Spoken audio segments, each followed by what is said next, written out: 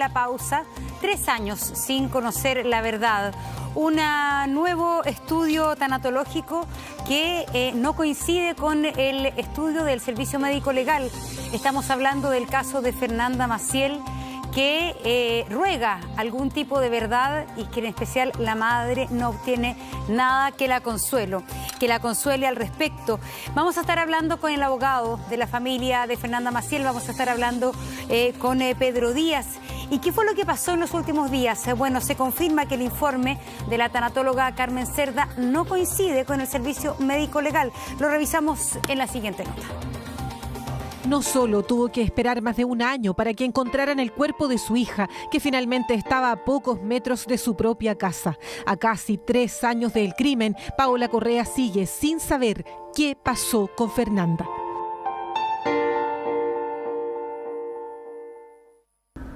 Y resulta que hasta este minuto nadie le ha podido contestar qué pasó. Que a mí me falló la fiscalía. Yo me sentí burlada por la fiscalía. Estas son imágenes de las excavaciones en el sitio donde hallaron el cuerpo de Fernanda Maciel, y es la tanatóloga Carmen Cerda quien las dirige en terreno. En el mismo lugar obtuvo muestras de distinto tipo que están ayudando a encontrar la verdad. Con casi nada de recursos, esta mujer y su abogado han apelado a la buena voluntad de expertos y de laboratorios privados con un solo objetivo: tener certezas sobre la muerte de Fernanda. En este caso, ¿usted no encontró? No encontré. ¿Marcas en el cuello? No. ¿Ni de dedos ni de un elemento? No. Nada. No, por eso te digo, no están. Entonces, ¿cómo uno se explica que el Servicio Médico Legal diga que es una asfixia por estrangulación? No sé, es una buena pregunta para ellos.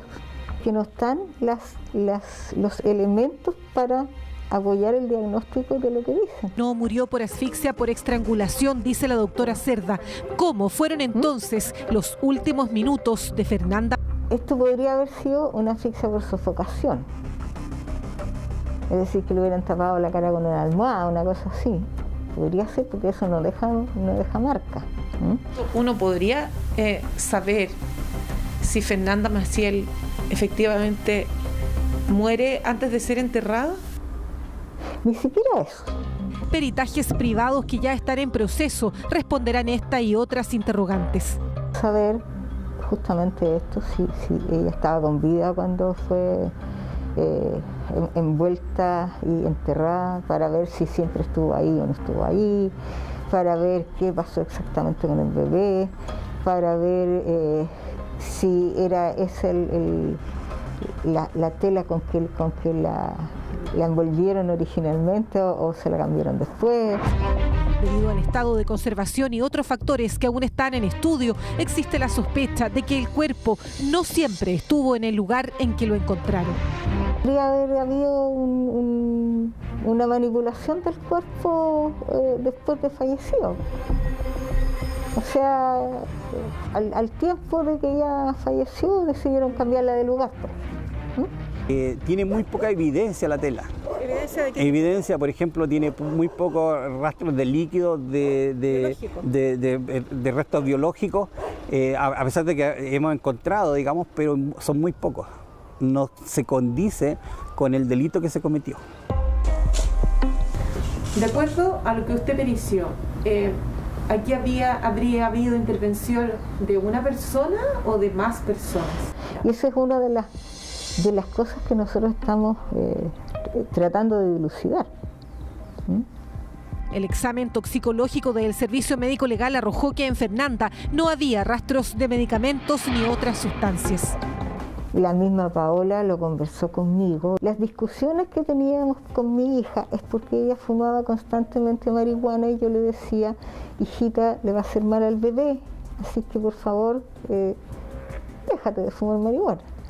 Y la respuesta de la Fernanda era: ya me vas a amargar la vida, mamá.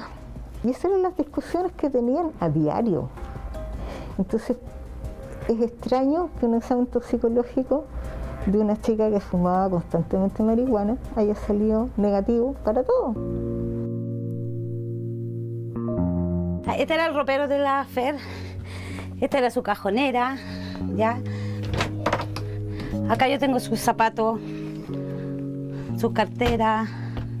Aquí tiene cajas con sus cosas. Y acá en 2 cajas tengo todas las cosas de ella. O sea, yo ordené todo, cambié todo llorando. Dejé un mar de lágrimas porque yo me la imaginaba ella con esa ropa. Además que ella era, cuando salía siempre preguntaba, ¿y cómo me veo? Mami, ¿cómo me veo? Y me posaba, o a su misma hermana. Es solo esta pandereta la que separa la casa de Paola de la de Felipe Rojas, el único imputado por la muerte de su hija y de su nieta, que ya tenía 7 meses de gestación. Me afecta, o sea, ya porque ahora ya ellos cartean y hacen cuestiones, y su vida está bien, yo sé que tienen que seguirlo, pero a mí me da pena, porque a mí me da pena, yo no puedo explicarlo porque no hay palabras. Yo creo que hay que vivirlo para poder entenderlo. Yo por dentro voy a estar siempre de luto. Para mí siempre va a ser 10 de febrero, siempre, siempre, siempre. La Fiscalía no quiso hacer declaraciones, pero informó que falta el resultado de un peritaje psicológico de Felipe Rojas para presentar acusación, pues están en la fase final de la investigación. Yo no quiero llevar una carga de odio en mi vida ni en mi corazón, ¿me entiendes? Yo perdoné, pero no olvidé que yo haya perdonado a todo lo que le hicieron esto a mi hija, pero por mi tranquilidad, ya, porque yo no voy a llevar odio en mi corazón. Porque voy a seguir caminando de frente, pero nunca voy a olvidar. ¿Qué etapa te falta para cerrar esto, Paola? Que lo condene, que él no salga más. El abogado querellante asegura que ya existen peritajes psicológicos sobre el imputado y que este tiene un perfil de psicópata. Es un comportamiento agresivo, brusco, de sumisión. Eso le da una satisfacción sexual adicional. ¿Y eso cómo se ha conocido, abogado? Por las declaraciones de sus exparejas. ¿Sí? Los peritajes ordenados por el querellante y cuyos resultados estarán en los próximos días podrían develar la participación de otras personas en el crimen de Fernanda. La defensa de Felipe Rojas no hizo declaraciones. Bueno, impactante ver nuevamente la pieza de Fernanda Maciel, sus cosas, sus pertenencias, en este completo informe de nuestro departamento de prensa. Ya estamos con don Pedro Díaz, abogado de la familia de Fernanda Maciel, que gentilmente va a conversar con nosotros. Pedro, buenos días, ¿cómo está? Quería partir preguntándole qué significa para ustedes estos peritajes, a esto que llega Carmen Cerda, ¿no es cierto?, finalmente, que no se condice con lo del servicio médico legal. ¿Qué implica esto? Buenos días, Julio César. Buenos días al canal que ha tenido una cobertura con este caso. Y me disculpas, pero lo primero es darle un abrazo a través de las cámaras a Paola, que está pasando por un periodo súper complicado emocional. Se revive cada cierto tiempo esta angustia y esta pena, entonces eso es lo primero. Y directamente en torno a tu pregunta, bueno, nosotros hemos estado trabajando, pero silenciosamente hace mucho tiempo con la doctora y con el equipo de trabajo que lo conforma Carlos Gutiérrez y una psicóloga que nos está aportando, digamos, los perfiles de Felipe. Y estamos ya arribando a ciertas conclusiones, que es lo que la doctora de alguna forma deja entrever en la entrevista, y que lamentablemente discrepan de lo que el Servicio Médico Legal ha dicho en su informe. Por decir, digamos, uno de los hechos que la doctora de alguna forma esbozó y señaló en la entrevista. Entonces, pero sin embargo estamos realizando todas estas pericias para poder presentarnos en un juicio con evidencia científica que nos permita obtener la mayor pena posible en contra de este individuo que ha cometido este brutal crimen en contra no solamente de Fernanda, sino que además de su hija que tenía en el vientre, que eso es deleznable lo que hizo este señor. Por esa razón estamos trabajando, ya se está concluyendo de alguna forma, todavía nos faltan algunos resultados, pero estamos encaminados, digamos, con una verdad científica. Pedro, ¿qué tal? Buenos días. A ver, ¿Cuánto falta para que se efectúe el juicio oral de este caso? Mira, por de pronto hay que ir paso a paso. Lo primero que tenemos es una audiencia que se tendría que generar en octubre o noviembre, que puede ser una audiencia de ampliación de plazo porque faltan realizar 2 o 3 diligencias más que están pendientes. Luego de ello, terminado ese plazo, se cita a las partes o a los intervinientes a una audiencia de cierre de investigación para posteriormente formular las acusaciones tanto a la Fiscalía como a los querellantes, para luego de ello iniciar una audiencia de preparación de juicio, que es una audiencia donde se revisa la prueba que las partes van a presentar en juicio y finalmente la audiencia de juicio. Estimamos nosotros que una audiencia de juicio de este hecho se va a realizar aproximadamente en febrero, quizás marzo, dependiendo cómo vaya funcionando el tema de la pandemia, además, porque se han ido retrasando muchas audiencias, entonces eso va generando cierta dilación en las fechas que va fijando los tribunales de juicio oral. Bueno, aquí va a estar en juego, por lo que hemos sabido, por lo que hemos reporteado, y como bien tú dices, Pedro, ¿no es cierto?, hemos llevado este caso hace mucho tiempo. Aquí lo que va a estar en juego, creo, a lo mejor me equivoco, Pedro, es cómo muere Fernanda, en qué circunstancias muere, porque por un lado tenemos el testimonio que se filtró de Felipe, que le había dicho a una expareja que había sido un accidente y que él no había sabido qué hacer, ¿no es cierto?, y habría incurrido en todos estos hechos ya conocidos, ¿no? Por otro lado, ustedes, por lo que uno ve, están buscando toda la evidencia científica para poder constatar, ¿no es cierto?, que ella fue asesinada, ¿no es cierto?, si él actuó solo, ¿no es cierto?, en qué circunstancias después encubrió su delito, y ahí tratar de, como bien tú lo dices, agrandar las penas, ¿no?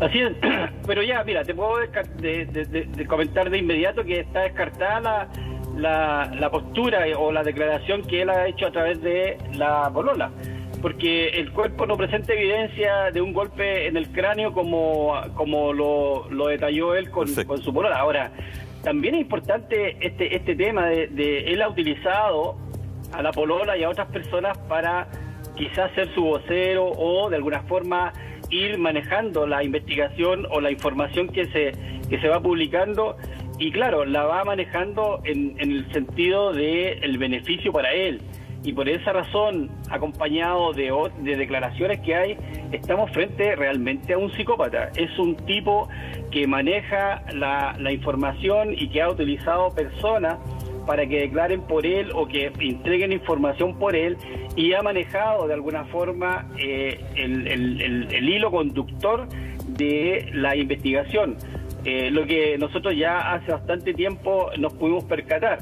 Sin perjuicio de ello, dentro de las declaraciones de personas vinculadas con él con anterioridad a darle muerte a Fernanda, tenemos una conducta también de un tipo violento, agresivo, y que de alguna forma con eso la descripción de un psicópata se reafirma mucho más, y por esa razón nosotros nos atrevemos a señalarlo como un tipo que tiene estas características y estas condiciones. Pedro, Felipe Rojas sigue sin declarar, ¿no es cierto? Sigue sin hablar, y cuando tú señalas que es capaz de manipular a terceras personas, esto incluso estando en la cárcel, él ha sido capaz de alguna manera de articular a ciertas personas para que den testimonios a su favor. Bueno, él sigue sin declarar, no ha llamado la atención ese hecho. Yo creo que está esperando la evidencia que nosotros podamos recolectar para de esa forma después decir o tratar de cooperar con hechos que nosotros no hemos revelado. Sin embargo, nos hemos acercado mucho, la verdad, a pesar de todo el tiempo que estuvo Fernanda desaparecida. Y claro, tenemos en el juicio se van a dar a conocer bastantes evidencias respecto del comportamiento de él, tanto antes de estar detenido, privado de libertad, como posterior a su detención y estar preso, digamos, en la cárcel de alta seguridad. Entonces, él ha mantenido siempre esta conducta y bueno, ya como le comento, con la ayuda de los psicólogos que nos están ayudando y nos están prestando la cooperación, nosotros hemos podido detectar y determinar que es una conducta habitual de una persona que tiene las características que tiene Felipe. Fíjese, Pedro, que hay mucha gente que está escribiendo, porque ahí se genera cierta confusión en la información, ¿no? Usted dice que se descarta un golpe en la cabeza, ¿no es cierto? Lo que la doctora Cerda dice es que no fue estrangulada, pero no descarta que haya sido una muerte por asfixia, ¿no? Por sofocación, ¿no? Así es, el cuerpo, el análisis que realiza tanto el servicio médico legal, el doctor, el tanatólogo que hace el protocolo de autopsia, descarta esa condición del golpe que Fernanda se habría dado en la cabeza y que por esa razón ella habría perdido la conciencia o definitivamente habría sido el inicio de su agonía. Sin embargo, el servicio médico legal determina como causa de muerte la estrangulación y la doctora Cerda yo la acompañé a hacer algunas diligencias en el servicio médico legal, en el servicio de histopatología, que es un servicio poco conocido pero muy interesante para poder determinar efectivamente si los tejidos del cuerpo tuvieron algún incremento de fuerza, y eso no es así.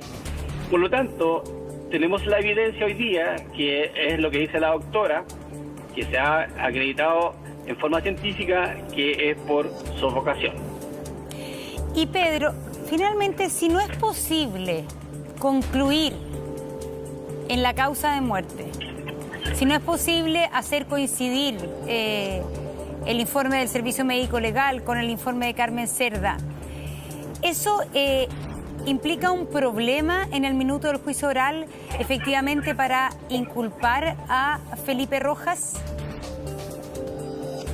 Efectivamente no, porque la causa de muerte en definitiva es el hecho fue cometido por este señor.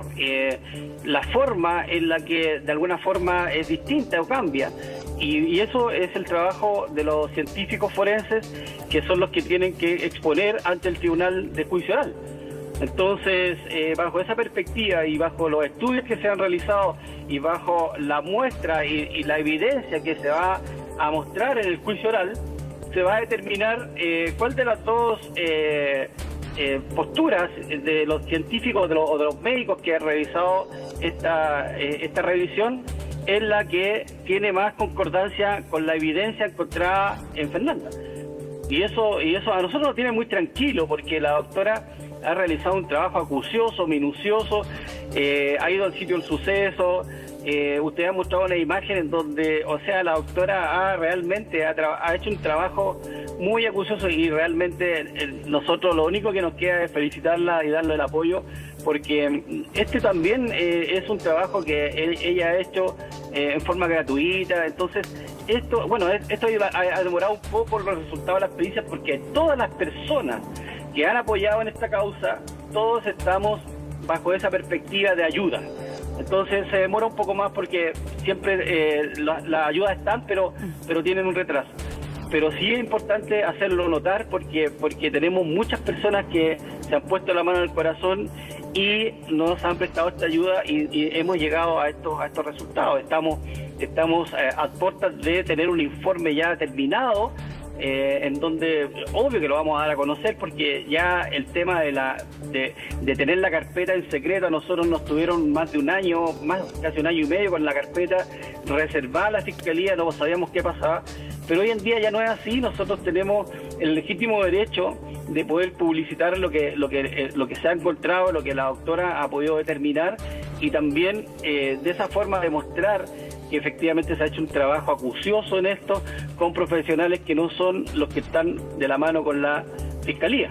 Sin embargo, en el juicio oral vamos a ir todos juntos en el mismo carril, pero con conclusiones distintas. Pedro, ayúdenos para que la gente entienda, sobre todo en sus casas. ¿Por qué es tan relevante esta diligencia? ¿En qué cambiaría la figura, digamos, del caso? Porque en la calificación del delito, por ejemplo, porque yo me pongo en los pies ahora de la gente que está viendo el matinal y seguramente está diciendo, bueno, están las pruebas de que esta persona actuó en contra de Fernanda, está el cuerpo de Fernanda como fue encontrada, en las circunstancias que fue encontrada, en las condiciones que fue encontrada. ¿Por qué es tan relevante toda esta parte? ¿Por qué es distinto si el servicio médico legal dice que es estrangulación y Carmen Cerda dice que no, que asfixia? ¿En qué es relevante para el proceso? Mira, Julio César, muy buena la pregunta, porque tiene una relevancia de tal magnitud que se podría imputar otro delito, que sería el secuestro. Y finalmente, bueno, estamos en un matinal y esta hora es bien complicada a veces, hacer un relato de lo sucedido, pero te puedo comentar que quizás Fernanda pudo haber sido enterrada viva. Claro. Y eso la doctora estamos tratando de poder determinar ese hecho a través de estas pericias que está realizando la doctora. Estamos consultando, la doctora está consultando toda la literatura y todas las personas que la han apoyado también del extranjero en todo este trabajo. Este trabajo ha sido muy arduo y por eso que es muy reconocido para ella, y yo quiero dar las gracias siempre porque sin esto, imagínate, vamos a un juicio y nos quedamos solo con una versión y con lo que ocurrió, y bueno, podríamos eventualmente tener a una persona que cometió este delito con una pena muy inferior a la que le corresponde por los hechos y las acciones que cometió. O sea, ese es el punto, que ahí queda mucho más claro. Sabemos que, usted bien lo dice, es una situación bastante dramática la que comenta todo, pero ya hace unos meses se barajaba aquello, Monse, y por eso es relevante lo que nos está diciendo Pedro. Cambia incluso la tipificación del delito, Monse. Estamos conversando con Pedro Díaz, el abogado de la familia, de la madre de Fernanda Maciel. Veíamos en el bloque anterior cómo el informe tanatológico de la doctora Carmen Cerda no coincide con el del Servicio Médico Legal respecto a la causa de muerte. Y para Pedro Díaz, entonces, la causa de muerte aún es algo que está abierto. Pedro, ¿qué has podido conocer durante estos meses de investigación acerca de la personalidad de Felipe Rojas? Mira, a través de las declaraciones de algunos testigos que están en la carpeta investigativa, se trata de un tipo que tiene ciertos rasgos, como ya lo he indicado, psicopáticos, y que comúnmente, y eso está repetido a lo menos en dos de las parejas que él ha tenido, ha tenido actuaciones entre medio sadomasoquistas con ella, en donde ha aplicado, digamos, ciertas técnicas que muchas personas, digamos, usan, pero siempre con violencia. Y ese es un hecho importante en la investigación de esta causa. O sea, tenemos a un tipo que tiene esta característica y además es violento. No lo refleja en su personalidad porque bueno, con mayor precisión lo puede determinar un psicólogo, pero en su personalidad él, a simple vista, se ve una persona afable, una persona tranquila, muy moderada, muy contenida, pero cuando ya está en la intimidad con la gente, y sobre todo con estas parejas, este señor tiene una conducta absolutamente violenta, agresiva y con estos rasgos. Entonces, ese perfil es absolutamente importante al momento de analizar el hecho de cómo se encontró el cuerpo de Fernanda y lo que pudo haber ocurrido al interior de esta bodega. Bueno, esto es relevante porque, como decía, se barajó desde un principio la posibilidad, Pedro, me acuerdo en conversaciones que tuvimos y conversaciones que también a veces se tienen en los comerciales o cuando se está viendo una nota, siempre se barajó la posibilidad desde el inicio de que se encontró el cuerpo de Fernanda de que ella pudo haber sido enterrada viva. Y era una situación bastante compleja, ¿no es cierto? También lo conversamos con Luis Petersen en algún momento, ¿no? Es una situación bastante compleja por lo que esto significa, ¿no? Por el dolor que ocasiona en la familia. Tú hablabas de Paola, tú hablabas de la revictimización de toda la situación. Pero yo quería hacer hincapié que no es un dato que tenga que ver con el morbo, sino que es un dato muy relevante para lo que ustedes persiguen, ¿no? Si esta situación es así, si esta situación se logra comprobar que es verdad, ustedes tienen herramientas científicas para poder calificar o recalificar el caso de otra manera, ¿no? Para que la gente entienda, Pedro. Así es, claro. Así es, claro. Nosotros tenemos ahora, como yo les comentaba, en lo que viene, se cierra la investigación y luego vienen las acusaciones. Claro. Y la acusación, en este caso, una acusación la presentará la Fiscalía, que es la acusación fiscal. Y luego están las acusaciones particulares por los querellantes, que son, en este caso, 3. Yo represento a la familia de Fernanda, el colega Duque representa a Luis Petersen y la Intendencia, que también es parte en este juicio. Cada uno puede presentar su acusación de conformidad a los antecedentes que cada uno tenga en lo que se ha ido obteniendo en la investigación. Nosotros estamos muy claros con la línea que vamos a presentar. Nos faltan, como les comentaba, algunas pericias y algunos resultados de pericias que nos van a ratificar o desechar ciertas posibilidades de estudio que está realizando la doctora, y nosotros tendremos luego nuestra acusación en torno al delito que realmente falta para eso, Pedro? Individuo cometió contra nosotros. Yo creo que por lo que hay pendiente y todo, eso falta como 3 meses aproximadamente, porque a veces, digamos, con el tema de la pandemia que estamos viviendo, se han ido retrasando ciertas diligencias. No es normal la convivencia diaria, por lo tanto yo creo que 3 meses, 4 meses faltan como para poder presentar la acusación. Bueno, o sea, estaríamos hablando ya directamente del 2021 prácticamente, Pedro, ¿no? Así es. Le queremos agradecer, Pedro, esta conversación con nuestro matinal, ¿ah? Muchas gracias, vamos a estar atentos a todo lo que vaya surgiendo, y un abrazo gigante a Paola, ¿ah? Así es. Muchas gracias. Mucha energía. Muchas gracias a usted, y como les comentaba, mucha digamos, fuerza a Paola, mucha fuerza a la familia, a Valentina, a Connie, a la familia directa de Fernanda, que realmente cada cierto tiempo viene la angustia, viene la pena, y hay que estar con ella, digamos, y apoyarlo. Y eso es muy gratificante también para ellos. Así que muchas gracias a ustedes por dar nuestra cobertura, y estamos en contacto. Muchas gracias, Pedro. Lo agradecemos realmente. Son las 11:12 y cambiamos de tema, Monse, porque el 7 de agosto